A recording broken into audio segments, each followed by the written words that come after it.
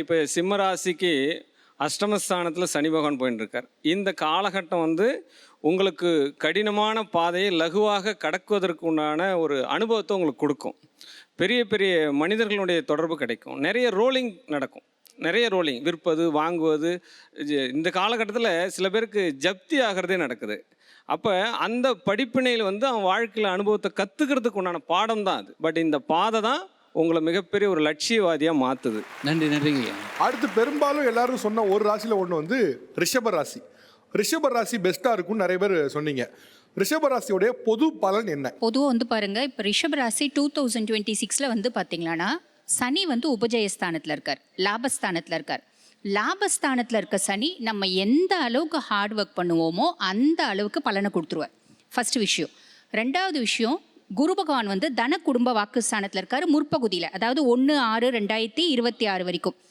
எனக்கு வீட்டில் சந்தோஷம், மகிழ்ச்சி, குதூகலம் எல்லாமே இருக்கும். திடீர் தனப்பிராப்தி அப்படின்றது இருக்கும். உடனே வந்து எங்கள் வீட்டில் வந்து டிப்பர் லாரி வச்சு அல்றா மாதிரி காசு வருமா அப்படிலாம் கேட்கக்கூடாது.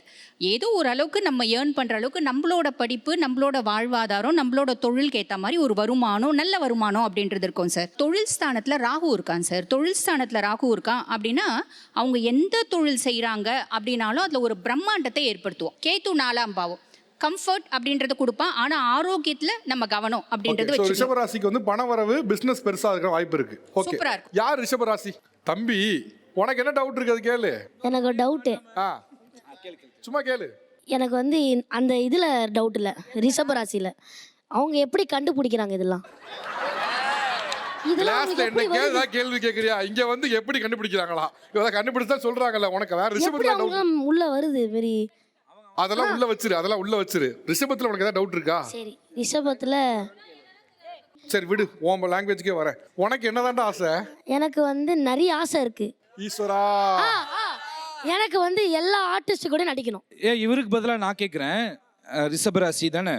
ஸோ இந்த கலைத்துறையில் வந்து இப்போ இவர் பயணிச்சுக்கிட்டு இருக்காரு. ஸோ இதுவே அவருக்கு தொடர்ந்து பல வெற்றிகள் கொடுக்குமா? படிப்பில் எப்படி நல்லா படிப்பாரா? தேராது. அவங்க என்ன சொல்கிறாங்கன்னா படிப்பு வராதான், நடிப்பு மட்டும்தான் வருங்கிறாங்க. கரெக்டுங்களா? நான் ஒரு பிரதராக கேட்குறேன், தம்பியோட அண்ணனாக கேட்குறேன். கமலேஷ் அவருடைய படிப்பு எப்படி இருக்கு? படிப்பு ரொம்ப சுமார் தான். சுமார். தம்பி ஜாதகமே நம்மகிட்ட இருக்குது. தம்பி ஜாதகமே இருக்குதா? ஓ, தம்பிக்கு வந்து படிப்பு ரொம்ப சுமார், ரொம்ப ஜாலியாக இருக்கணும்னு நினைக்கிற தம்பி. நடிப்பில் ஒரு நல்ல ஒரு இடத்த வருவார். இந்த கேரியரே சூப்பர். ஒரே நிமிஷம் அப்பா, டிசி வாங்கியிருக்கேன். 2026 என்ன எதிர்பார்க்கலாம் தம்பி? நடிப்புல நல்லா வரலங்க, என்ன எதிர்பார்க்கலாம்? 2026 தம்பி ஆசைப்பட்ட மாதிரி ஒரு 3-4 ஸ்டார் கூட சேர்ந்து நடிக்கிறதுக்கு வாய்ப்பு இருக்கு. படிப்பு வரலங்கிறாங்க, அதுக்கு பத்தி ஃபீல் பண்ணாம இதுக்கு படிப்பு வரலனாங்களே, ஏன் என்னாச்சு, அதுக்கு ஏதாவது பரிகாரம் இருக்கான்னு கேட்காம 4 ஸ்டாருங்கிற கை தட்டிக்கிட்டு இருக்கீங்க. அது நான் பாத்துக்கிறேன். படிச்சுக்குவியா? கதிர் படிப்பு வரலங்க, ஷாக்கே ஆகல. இல்ல நீங்க வேற, அவங்க அப்பாவே ஷாக் ஆகல. நான் வேணா எக்ஸாம் எழுதிட்டு உங்களுக்கு ரிசல்ட் உங்களுக்கு வாட்ஸ்அப்ல அனுப்புறேன். கண்டிப்பா. இந்த கான்ஃபிடென்ட் என்னைக்கு உடையாம இருக்குங்களா? கான்ஃபிடென்ட் ரிஷபராசிக்கு எப்பவுமே பெரிய லெவல்ல உண்டு. நானே ரிஷபராசி தம்பி.